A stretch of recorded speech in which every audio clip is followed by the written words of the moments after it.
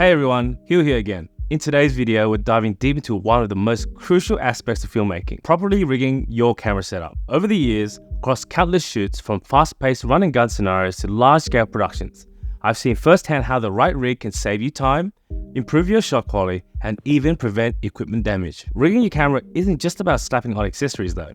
It's about building a setup that's tailored to your specific needs and the job at hand, ensuring you're ready for anything that comes your way. In this guide, we'll be looking at 3 different cameras with various setups: the Sony FX3, FX6, and the Brano. And I'll show you how I rig each one for different shooting scenarios. We'll also dive into the essential accessories and attachments. So let's get started. First up, the Sony FX3, a full-frame cinema camera in a lightweight and compact form factor. The FX3 is my go-to for setups where mobility is key. It's perfect for fast-paced environments like events, travel shoots, or music videos. I'll be walking you through 2 setups that I often use: the camera body mounted on a gimbal with a ring for smooth, dynamic shots, and handheld for run-and-gun scenarios. We start off with mounting the FX3 on the gimbal.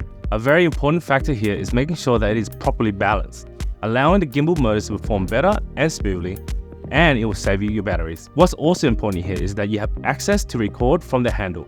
Crucial for us not to miss a shot while on the gimbal. Please note that any accessory that changes the weight of the load of the camera will result in the gimbal needing to be rebalanced. For example, changing the lens. That is why it's also recommended to add all your accessories before balancing if possible. I typically add a monitor, V-lock battery, and manage cables carefully to avoid interfering with the gimbal's movements. And here's the final setup, which is what I usually use on shoots, where lots of movements or tracking shots are required. Next, let's look at the solo run-and-gun setup. This is where the FX3 really shines. Compact to handle, making it perfect for shoots where you need to be fast and flexible. Start by adding a compact cage to FX3. We use the tilted FX3 cage. This gives you mounting points for essential accessories while protecting your camera. The cage should be lightweight and ergonomic to keep this setup easy to handle. For run-and-gun shooting, I typically add a top handle for better grip, a small external monitor for easy viewing, and a shotgun microphone for capturing quality audio on the go. The monitor is on a NATO rail. It's fantastic because you can adjust where it is and placement as you need it. This adds versatility and freedom for some more difficult shots, or if you need a space for other items. I've also added this V-lock mount to the rail so we can run this much longer than just the normal battery. Saves you the headspace of thinking about swapping batteries, and also it connects to your external monitor so you don't need any additional weight on the monitor. The FX3 is a USB-C to USB-C for constant power. So the FX line is great because it has both USB-C and USB-A ports, along with your standard D-tap port for the monitor. The rails also do 2 things on this rig: the V-lock mount and a follow focus for cinema lenses. And here's the final setup which I use for events, such as weddings, live shows, or anywhere that you can't have a bulky setup. Moving on, let's take out the Sony FX6. This camera is a powerhouse in a relatively compact body, offering a great balance between portability and pro-level features, making it incredibly versatile for various types of productions. This setup I'm about to show you is designed to maximize the FX6's versatility. This rig is ideal for a situation where you need to quickly switch between handheld and tripod setups, such as documentary shoots, narrative work, and all commercial projects. The ability to easily reconfigure this rig makes it perfect for environments where time is crucial. Start with a sturdy base plate and a rod system. This provides the foundation for your rig, allowing you to add and adjust components as needed. The base plate should be compatible with your tripod or shoulder rig for easy transitions. Once again, NATO rails on the top are great for monitor support, much sturdier than average hot shoe, reducing the risk of damage. The rod allows for attaching various accessories like the follow focus system, which offers precise control over focus and smooth racking.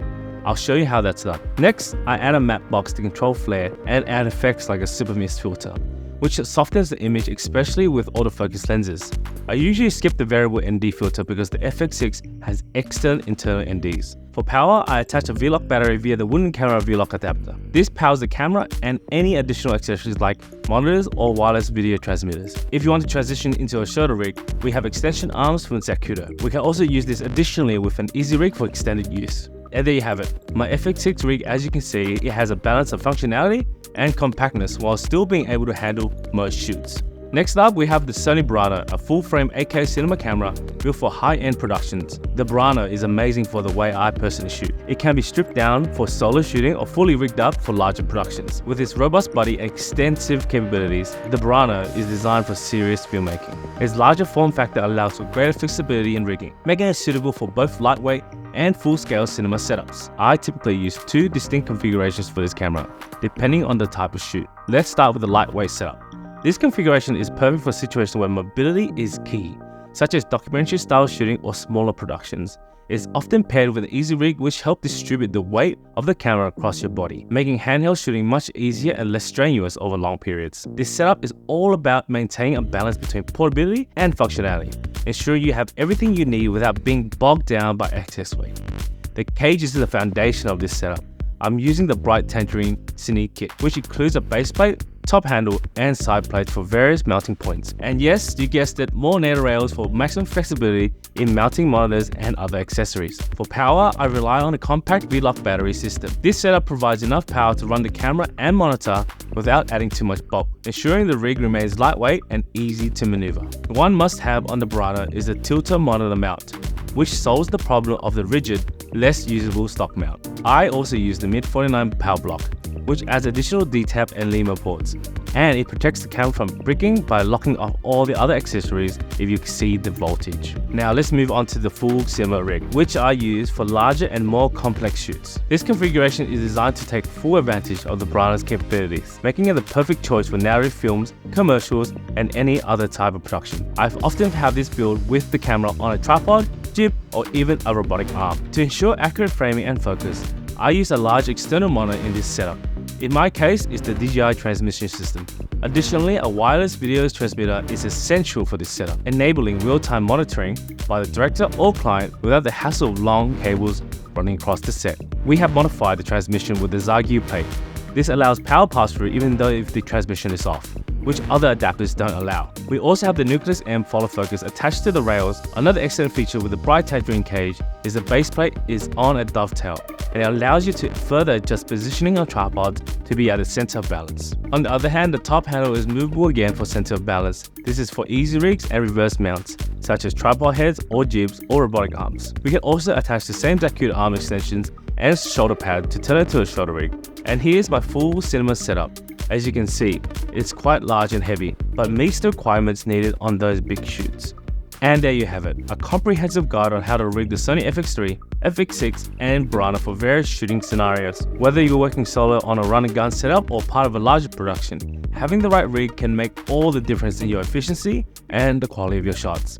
I hope this guide is giving you some valuable insights into rigging your camera for different situations. The Brano is a high-end, full-frame 8K cinema camera, and with an investment this significant, we needed a rig that could match its quality and performance. The bright tangerine kit, while being more costly than the tilter cage, it offers unparalleled build quality, stability, and multiple mounting options that are essential for handling a cinema-grade camera like the Brano. The extra cost is justified by the reliability and durability it provides, ensuring we get the best out of the Brano. For our FX3 and FX6, we went with the tilter cages because they offer the right balance between functionality and cost effectiveness. The tilter cages are lighter and more affordable and perfect for smaller agile setups like gimbal work and handheld shooting, where flexibility is key.